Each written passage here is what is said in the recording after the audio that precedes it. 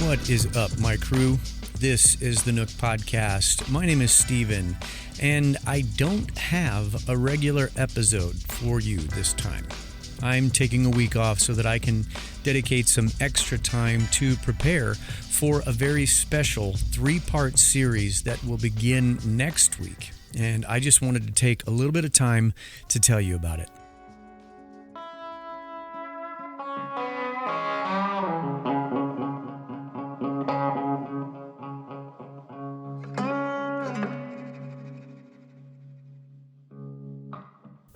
In this series, I have the honor of introducing you to Travis, someone I consider a hero.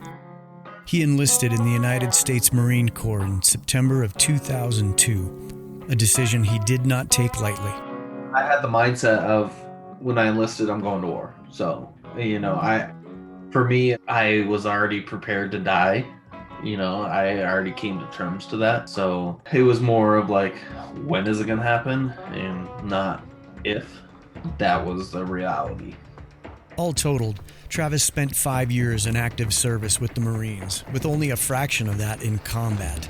And I don't say that to minimize that time, because what he had to endure in the warfare was certainly more than most of us could even imagine.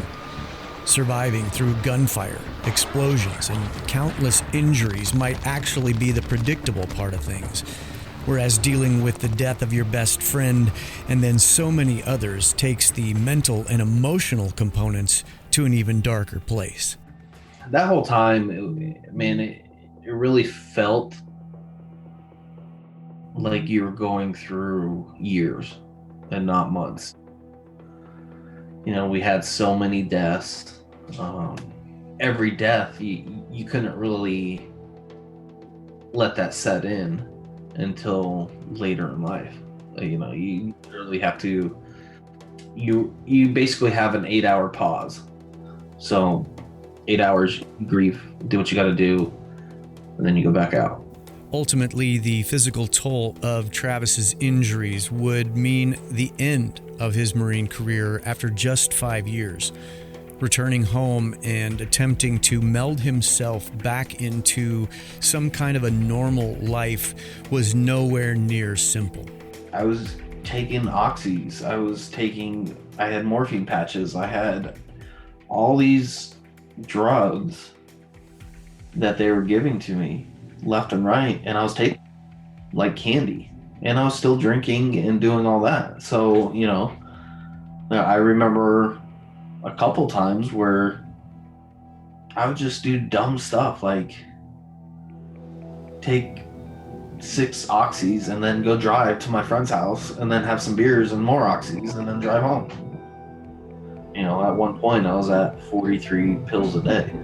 The seemingly endless battle with his physical pain was exceeded by the downward spiral of his mental agony. I was struggling. One day I was like, I'm done. I don't want to do this anymore. And I literally had the gun to my head. I literally said, God, if you're real, you better. Time's now. I am out here alone, 'cause there's nobody left. I need someone to talk to, get this pain on my chest. All the bad things I've done and the people I've hurt, wanna take that part of me and leave it in the dirt. Won't you save, save, save, save me? Won't you save, save, save, save me? Won't you save, save, save, save me? Oh, save me, save, save me.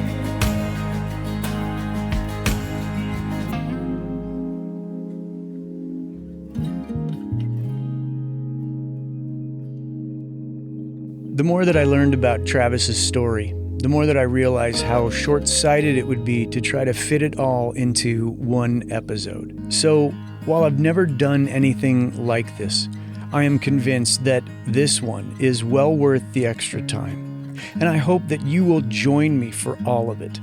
I believe that you will be encouraged and challenged. And I really hope that you will take the extra step of sharing this story with others. You never know whose life you might impact by inviting them in to such a deep story. In the meantime, please join the growing community on the Nook Facebook page. You can find a link in the show notes. My email address is also there, along with links to my social media feeds if you'd like to follow along. Thank you so much for listening to this short preview, and I will catch you back here next week for part 1 of Travis's story in the Nook.